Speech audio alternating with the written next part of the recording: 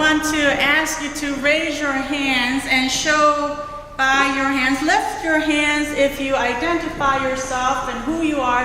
How many of you would say you are rich? Rich. How many of you are wealthy? Are you rich? None of you. Depends on how you define rich. Okay, that's a good place to start. Depends how we define rich. Yes, so by the end of this sermon, by the end of hearing the good news for us today, the children of light, I hope that all of us will be able to raise both our hands, giving thanks, rejoicing, praising God, as well as making friends with not only our riches and our wealth and our worthiness, but making friends with all the children of God. This past week marked the 2-year anniversary of Occupy Wall Street. Just made a ripple in the news, almost forgotten, in contrast to the surging wave that it was 2 years ago about this time. I was involved in some of its movement and organizing for the Methodists. And my personal favorite moment in Occupy Wall Street was actually in November 2 years ago, as I marched and walked across the Brooklyn Bridge with thousands of new friends and Methodist friends and people I did not know. And one of the things that came to be noticed and was brought to light was many of the creative things that new artists or existing artists did in the Occupy Wall Street movement. And one of the performance art groups was the Illuminators. And as we were crossing over the Brooklyn Bridge, the big sign on a lot of the commercial buildings that they were using, like the sign of the bat, that says like the bats can see in the darkness, they put this sign of the 99% on the Verizon building that you can see as you were crossing the Brooklyn Bridge. And as we were crossing, I had this sign, Methodist at Occupy Wall Street, and we were all chanting, "Another world is possible." And it was a very high and exciting moment for me personally, but it also made me realize in that time my identification with not just the 99%, but also the 1%. Also my sense of accepting my own worthiness and also my riches and wealth. And it helped me to take notice, also be mindful of many friends who had lost jobs or people who were in the process of foreclosures on their homes, as well as students who were losing self-esteem or their courage because of the burden of student loans. It helped to highlight the human problem, the debtors' problems. And OSW in many ways help us to notice in our church not to be so ashamed to say during prayer concerns that one was in need of a job, or that one was in the process of losing a home, because Occupy Wall Street helped to take away some of that shame, that it wasn't our personal fault, that we were in larger systems of injustice and cycles of wealth and poverty, and cycles that kept the poor in poverty. Now, this story in the Gospel of Luke this morning is not a favorite one. It's difficult, it's complicated. Part of it is because it's very hard to identify with any of the characters in the parable. None of us showed our hands want to identify as the rich man. And the middle manager, we think we might identify with him possibly, but the gospel writer of Luke puts in an internal dialogue there that's not in the Gospel of Matthew. And you hear this person looking out for himself. You know, he's starting, not did he only squander his rich landlord, but he's has got a swindling scam going on here. How can he, so he doesn't have to dig and he doesn't have to lose his dignity, how can he take care of himself? So you hear that internal dialogue and you're thinking, I can't identify with him either. And to be honest, I have a hard time identifying with the voiceless person forgiven the debt, the tenants, because I don't know about you, but when I go to a store and I purchase something, say it was $80, I give a $100 bill and the cashier gives me back two $20 bills instead of one $20 bill, I don't walk away and pocket the extra 20 saying, oh, what goes around comes around. I've been ripped off before, so I'm just getting back what's been ripped off of me. No, I mean, I know that the cashier could be my own daughter, and they have to count at the end of their shift and be accountable for that $20. So you go back and you return the $20, and more times than not, the cashiers tend to be offended. Like you're pointing out their mistake, and why are you returning the 20? They think you're scamming you're scamming them or something. So I have a hard time identifying with the voiceless tenant here as well. And I try to be compassionate towards them because some of the commentators in the Gospel of Luke on this reading says that the tenants may be the children or grandchildren of people that once used to own the land. They used to be the landowners, but as larger, richer, wealthier folks conglomerated and bought out the lands, they become the people that work the land. So maybe they have a feeling of injustice, that they're really getting back what is owed them. So I understand that perspective as well, but then you get caught in this cycle of being a victim and then victimizing someone else. So I don't want to identify there as well. I'm reminded by other biblical commentators that this story is actually sandwiched between the story of the prodigal son and the story, remember the prodigal son, he was rich. He had taken his inheritance ahead of time. We are told he too squandered, like this middleman, he too squandered his wealth. But we don't have a problem with the prodigal son story. And it's also sandwiched between the story of Lazarus with his sores and dogs sitting at the step of the rich person. And the rich person continues to enter his wealthy home without noticing Lazarus in this world. So it makes me wonder why we have such a hard time with both the stories where it's called the rich man in this story and the rich man in the story of Lazarus. And I wonder if it has something to do with, maybe in that prodigal son story, we're like the elder son who doesn't rejoice with the father and says, why didn't you throw a party or feast for me? And the father says, everything of mine has always been yours. And we forget that. Maybe we've forgotten our riches, our inheritance, us as the children of light.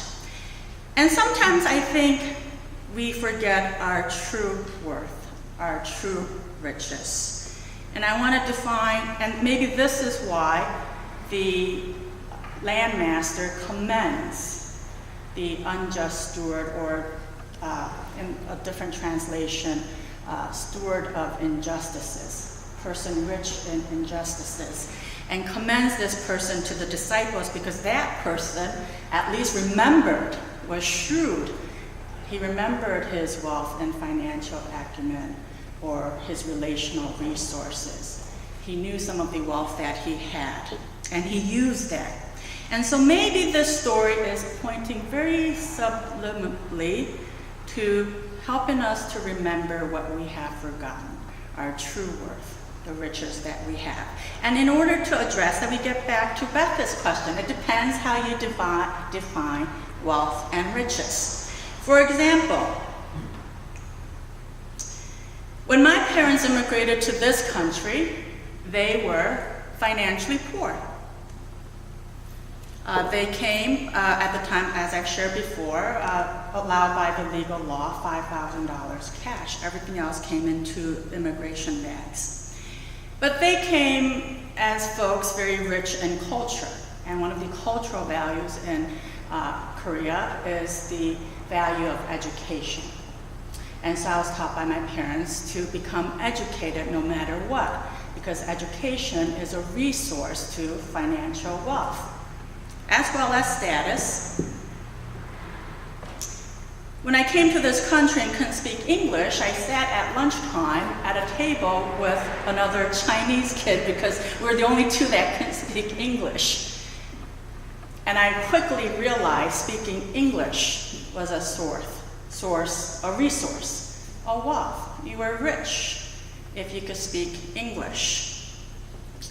As I got older and experienced racism, I realized if your skin was white, that's a privilege, that's a resource, that's a wealth, that's a richness that in this world values it more of a worth than not only just my skin, but less than my skin if your skin is black. I learned quickly that there are riches that I may not be able to embody. Other things. Look at how much Nike ads pay athletics. If you have athletic abilities, gifts and talents, you are rich. Same thing with beauty. How much do we pay our models and commercial advertisements? If you are young, try getting a job in your 60s. It's not going to serve you very well. Our culture, our society values youth. Speaking English both in the US as well as in the global market today is a resource and value. And now in the Korean community, they want their children to sometimes learn Mandarin, because if you can speak Chinese as China is growing and can get a job in the financial sector with China, speaking Chinese is a resource. But we realized something last Sunday when we talked about God's economy, God's household. In the kingdom of God, in the realm of God, in the shalom of God, the one is valued. The one has worth. And as the Occupy Wall Street often flashed the 99% sign, I am also mindful that in God's economy, in our upside down world where 99% may be poor and 1% rich, but in the other story of the lost sheep, it was 99 versus 1. We're talking about all of God's household, including the rich today. However you define rich, and in this sermon helping us to embrace not only all the riches we have, but our worth. Let's be clear that the gospel writer of Luke, there is a preferential treatment to those who are literally poor and poverty. God has a preferential treatment for them. We are told in the Gospel of Luke, the poor, the blind, the lame, the prisoner, for them is the good news. But we are also very clear in the Gospel of Luke, those who are listening to this story are the Pharisees, the rich. And in the first century understanding of Jesus' time, they felt that their blessedness, their richness, their wealth was a sign of God's favor, and that somehow the poor was not in God's favor and undeserving of God's grace. And sometimes maybe in our Christian culture, we fall into that mode of works righteousness, that we can earn worthiness in God by our faith responses, forgetting that it was God's work, what God has done for us, that has given us our righteousness. I want to invest 7 minutes of my sermon this morning sharing a story for us to listen, to awaken to see, maybe occupy. This person who may be seen as Lazarus on our front steps. We have 30% Spanish-speaking population right here in Brewster. And in the light of this story of this undocumented immigrant, and the whole 7 minutes is in Spanish, let us be very aware that English is the language of us privileged. If you cannot read the subtitles fast enough, because that's also a privilege and richness we have, I have a printout in the back you can take, and I can also send you a link to the video. And if you can turn on your computer to watch that video, you are also very rich and wealthy. Let us watch this and think about, in this story, who makes friends with this undocumented immigrant.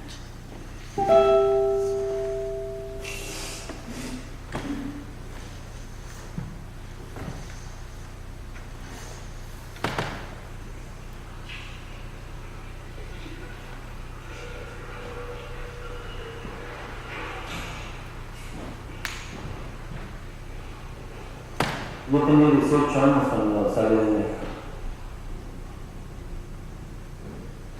Estás a la mitad del día, estás viendo México, estás viendo Estados Unidos, y dices, "Man, pero yo qué tengo que estar haciendo aquí, eso no es lo que yo esperaba, ¿no?" Pero ya en el momento sigues tus impulsos. Y por lo que es, está. Sí.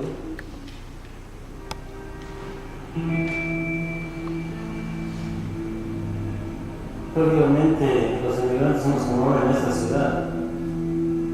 Llegas acá, te instalas y ves la verdadera situación de cómo es que se ganan los dólares, ¿no? Los managers creen que tienen el poder de insultar, ellos quieren mover su negocio y no les importa si el trabajador ya tomó su break, si lleva 11, 12, 10 horas trabajando. Tú llamas enfermo y ya el otro día perdiste tu trabajo.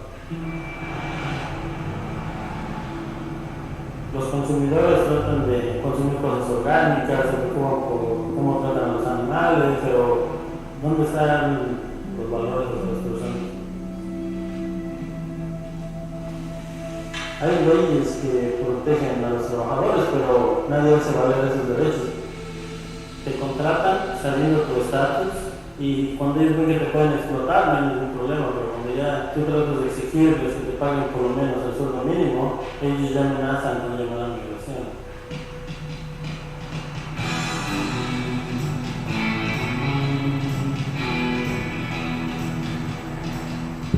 Yo estoy así como que muy a favor de ser la víctima. Empezamos a prácticamente una batalla, ¿no? Los abogados de la compañía dijeron que por ley no tenían que negociar absolutamente nada porque era un lugar libre de unión. Entonces decidimos formar nuestra propia unión. La compañía al final se hizo más fácil cerrar. Esto lo volvió con lo que algo fue, que desde un principio apoyó nuestra campaña en una forma muy radical. Decidimos ocupar la tienda.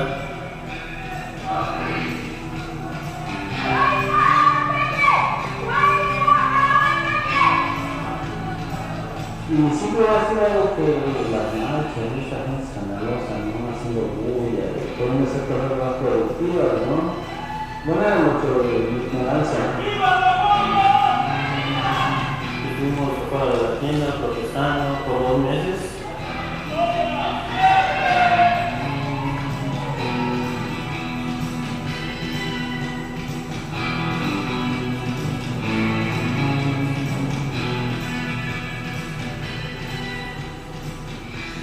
Y bueno, las condiciones ahora son totalmente diferentes, no realmente nada que ver.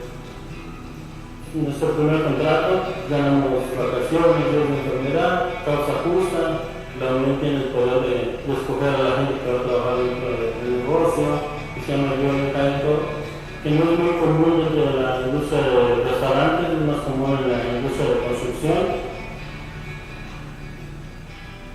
Hoy nos reunimos aquí en la oficina del sindicato para hablar acerca de las modificaciones que la compañía quiere hacer al contrato. I think that the union hiring should stay the way it is. Fantástico. Is your union and is your constitution? Dentro de este proceso de nosotros poder tomar decisiones, es obvio que no todos están a favor, no todos están en contra, pero tenemos un conteo democrático. Ellos lo que quieren tener el poder de contratar a la gente para qué, para poder tener de su lado. Ir en contra de nosotros.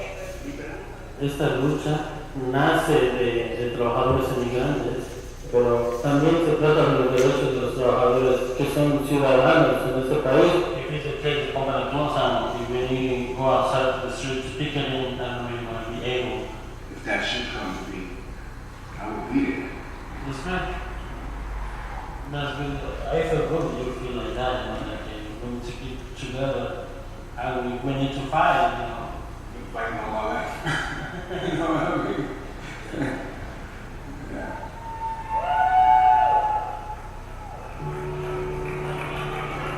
Hola Nueva York, ¿cómo están todos? Yo solo quiero decir que hace un año yo estaba aquí como trabajador siendo explotado, luchando mis derechos, y hoy un año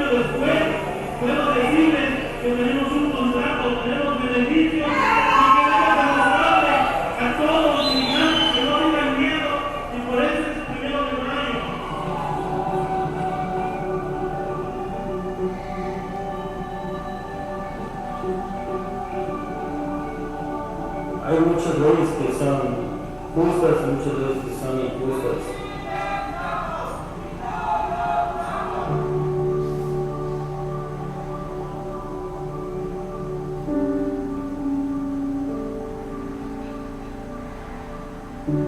No hay justicia si tú no haces tu propia justicia, ¿no?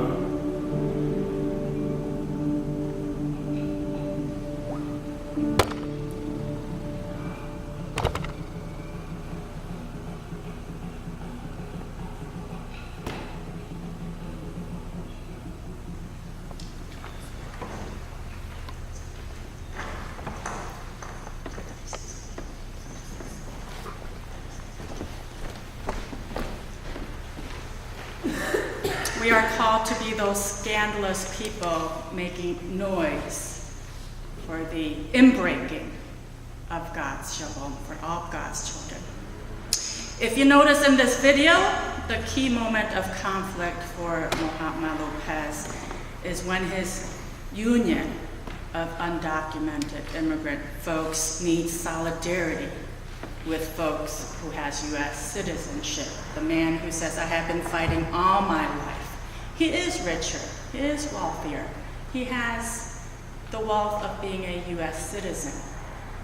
And he's willing to be in solidarity with those who does not have that wealth.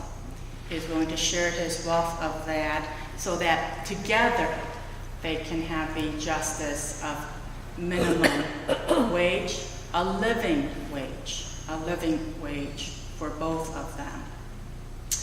We have our wealth and riches of this world, whether it be U.S. citizenship, our beauty, our language, our gender, our sexuality, our sight, our height, our age, our faith, our education, being a Pharisee or clergy. Name your riches, and maybe this parable challenges us not only to name those worldly riches, those unrighteousness that we hold, but also to remind us that Jesus broke the chain of what goes around comes around, that we are recipients of God's unmerited grace, God's generosity, God's scandalous grace. And so now I ask you all to rise, and I ask you again with joy and thanksgiving and praising, I ask you, raise your hands to the question, are you wealthy? Are you rich? Are you rich in God's righteousness?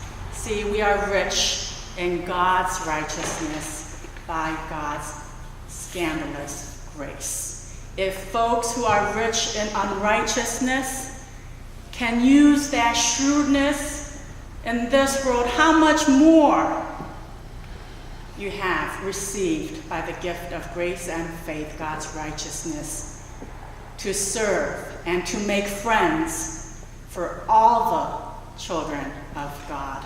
Let us give thanks. Let us give thanks.